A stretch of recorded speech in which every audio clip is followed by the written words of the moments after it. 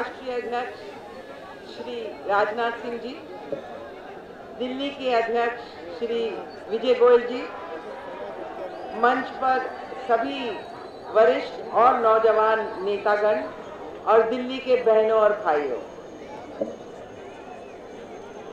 बहुत खुशी है मुझे, मैं आज यहाँ आपके सामने खड़ी हूँ और बीजेपी के मंच पे खड़ी हूँ, जिस बात का मुझे बहुत गर्व है। इसी रामलीला मैदान में रावण जला करता था।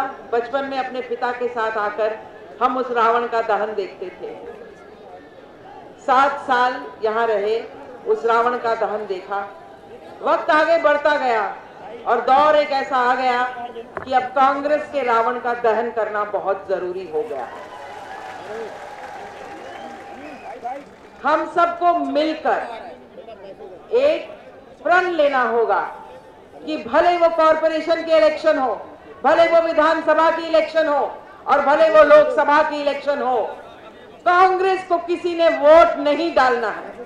एक कांग्रेस मुक्त भारत का निर्माण इस देश की सफलता के लिए और एक आम आदमी की खुशी के लिए बहुत बहुत जरूरी है।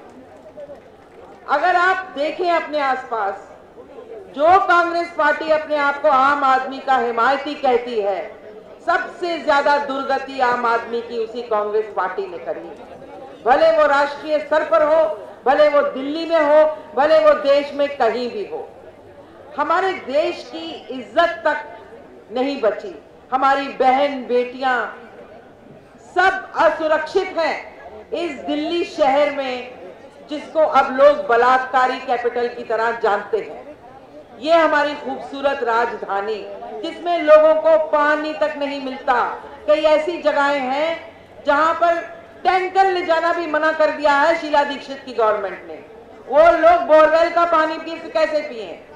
जहां पर बिजली कहते तो हैं 5% बढ़ाई है, लेकिन अगर आपने बिल देखेंगे तो 100% ऊपर चले गए हैं बिजली के बिल। मैं मुंबई में रहती हूँ। मुंबई में बिजली की बहुत सारी प्राइवेट कंपनियां हैं, लेकिन मुंबई के नागरिक को ये छूट है कि वो कोई सी भी कंपनी, कैसी भी कंपनी चुनकर कहे कि आप हमारे घर में बिजली दें। ये बात दिल्ली में भी लागू होनी चाहिए, लेकिन यहाँ पर ऐसा नहीं। यहाँ पर एक पूरे सेक्शन में एक कंपनी को दे दिया है और दूसरे सेक्शन में दूसरे कंपनी को दे दिया है। ये आपका हक क्यों छीन रहे हैं? ये मिली भगत है इनकी कंपनियों के साथ मोटा पैसा कमाने की और आप लोगों की सुख शांति को नजरअंदाज करने की। यहाँ पर भी ऐसा होना चाहिए कि आप चुन सकें कि आपको कौन सी कंपनी से बिजली लेनी है। ये बहुत बहुत बड़ी बात। यहाँ पर महंगाई इतनी है, हम जैसे लोगों के लिए भी मुश्किल है। मुंबई में जितनी में घर चलता था उतने में घर चलता नहीं। मिडिल क्लास का आदमी बिल्कुल टूट चुका। सब्जियां 100-100 रुपए किलो मिल रही, दालें 100-150 रुपए किलो, और ये फूड सिक्योरिटी बिल ला रहे हैं। जिन लोगों के पास पहले खाने को मिलता था उनके मुंह से तो निवाला छीन लिया इन्होंने। फूड सिक्योरिटी बिल लाकर क्या करेंगे?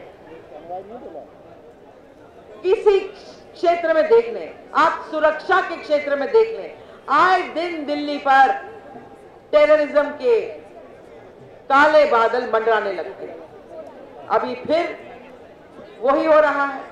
फिर कह रहे हैं कि दिल्ली हाई अलर्ट पे है।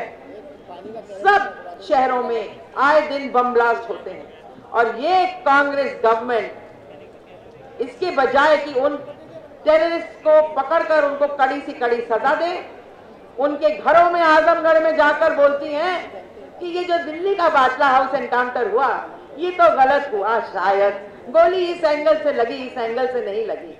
मोहन चंद शर्मा की शहादत का भी इन्होंने उसकी इज्जत नहीं रखी। उनको भी इन्होंने ऐसा दिखाया कि शायद पुलिस की गोली से ही मरे हैं। तो जो इंसान अपने लोगों की शहादत के लिए दुनिया से लड़ नहीं सकता, टेररिस्ट से लड़ नहीं सकता, वो देश को क्या सुरक्षा देगा? यहाँ पर बहनें वैसे ही सुरक्षित नहीं है। कोई भी आकर उठाकर ले जाता है और पता नहीं क्या क्या होता है उनके साथ। आम नागरिक सुरक्षित नहीं है। आप बाजार जाएं कब बम फूट जाए पता नहीं। जिन इंसानों को कड़ी से कड़ी सजा देनी चाहिए, एक आवाज होकर हमको उसके अगेंस्ट बात करनी चाहिए। कांग्रेस की गवर्नमेंट कभी उसके बारे में बात नहीं करती। बहुत दुख की बात है, फिर भी कुछ ना कुछ तिकड़म लड़ाकर ये लोग पावर में आ जाते हैं। हमारे देश का बुरा हाल होता है। जब एनडीए की सरकार थी, पूरा कोष, राष्ट्र कोष भरा हुआ था। जब हम लोगों ने सरकार छोड़ी, 9 साल में कोष खाली है, पैसे नहीं है।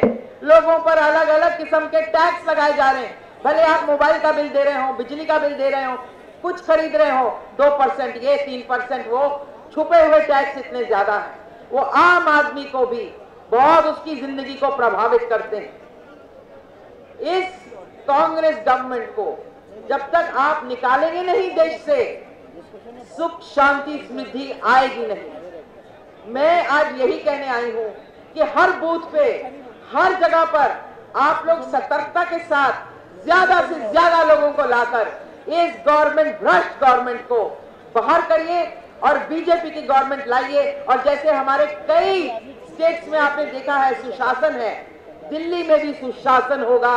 आपकी जिंदगियां बेहतर होंगी, कीमतें नीचे गिरेंगी और हिंदुस्तान में खुशहाली आएगी। यही कहते हुए मैं अपनी आज की बात समाप्त करती हूं, इस उम्मीद में कि अगली बार आपके बीच में आऊं तो और भी उत्साह के साथ आप लोग भारतीय जनता पार्टी का परचम लहराएंगे। बहुत बहुत धन्यवाद। जय भारत।